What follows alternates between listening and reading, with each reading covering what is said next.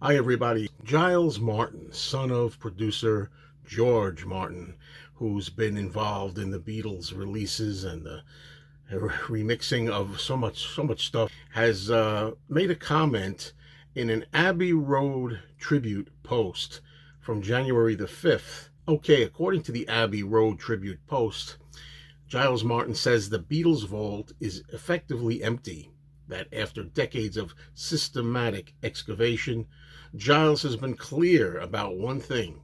The era of major undiscovered Beatles recordings is essentially over. And the idea that nothing remains which would meaningfully alter our understanding of the Beatles. I didn't realize that it had to be really meaningful understanding when you're just trying to enjoy the music and the work they did, but okay.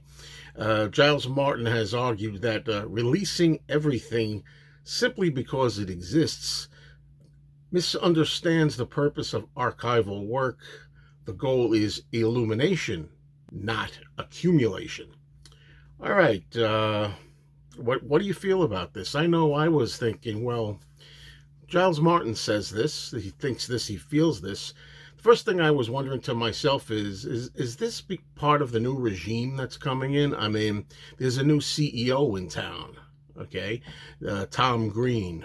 We used to have Jeff Jones, who was very good about putting stuff out, but already we're hearing a buzz that Tom Green, who I don't know his age, but he seems relatively younger, on the younger side, is not really interested in physical media. He likes to stick with digital, so that's not a good thing. I'm wondering if this is a joint thing that basically Giles Martin is kind of setting the stage because he knows that with the new rank of things that's happening, we're not going to be getting the kind of stuff we used to get.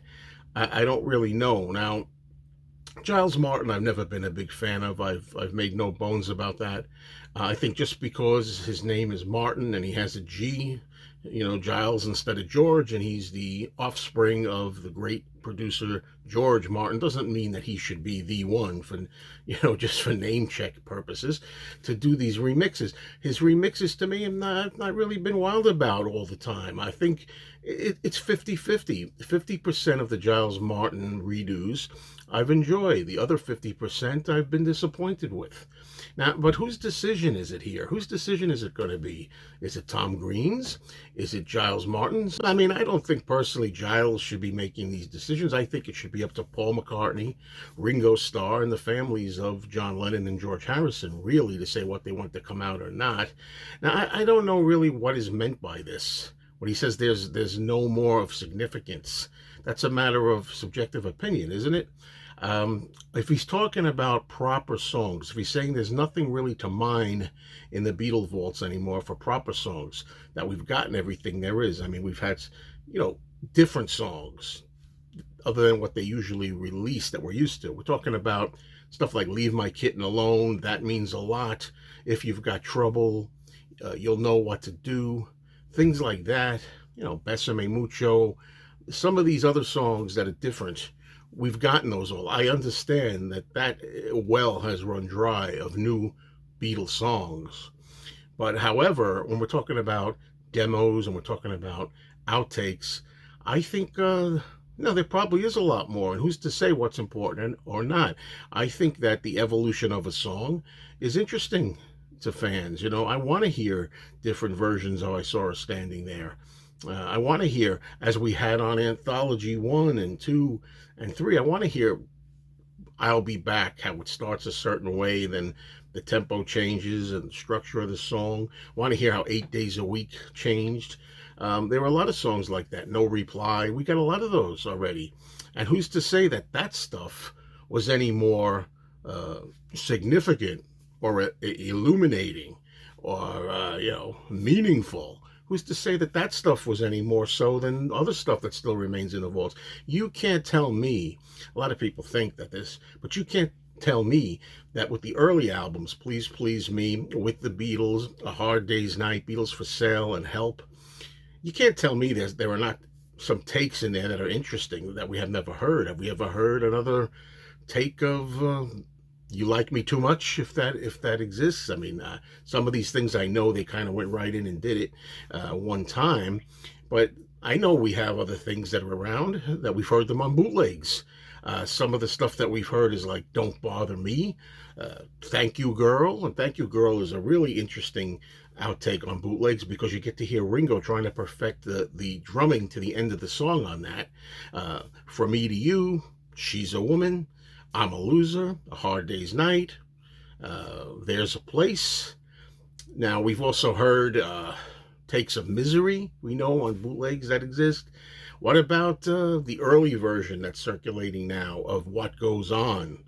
That wound up on Rubber Soul. I mean, there's an early version of that. Sure, there's stuff of still of interest and value in there. I don't buy this whole thing. Oh, we're done. We shot our load. That's it. No more coming. It's almost like Giles Martin is trying to make a decision for everybody and trying to like let everybody know in advance. Heads up, folks. There's not going to be a lot of stuff coming. Nonsense. Um, I just, there's also other things we can talk about. Live concerts. I mean, you're talking about shows and full concerts. Shea Stadium, Paris, Washington, Sweden in full, Philadelphia, Tokyo 66. And even though I've always been kind of worried about the idea of releasing the Budokan shows because I always felt the Beatles really performed kind of weak in it. But still, there's certainly stuff here. There's more BBC stuff to come out. We didn't get all of it released officially, and there's demos like "Bad to Me," John's demo, and "World Without Love," Paul's demo. Um, I just don't like this whole idea that there's not really much more that's worth it. Get used to it, people. That kind of thing. I mean, is Giles preparing us that there's not going to be any more deluxe box sets? Are they going to give up on the deluxe boxes that we've had? I know Rubber Soul is likely coming. It's been said that Rubber Soul is completed and we'll probably get Rubber Soul, but when we're talking about from Please Please Me to Help, this stuff 63 to 65. I really think they all deserve their own box set. And I don't believe that there's not enough outtakes, run-throughs, alternates, and things to put on an extra disc.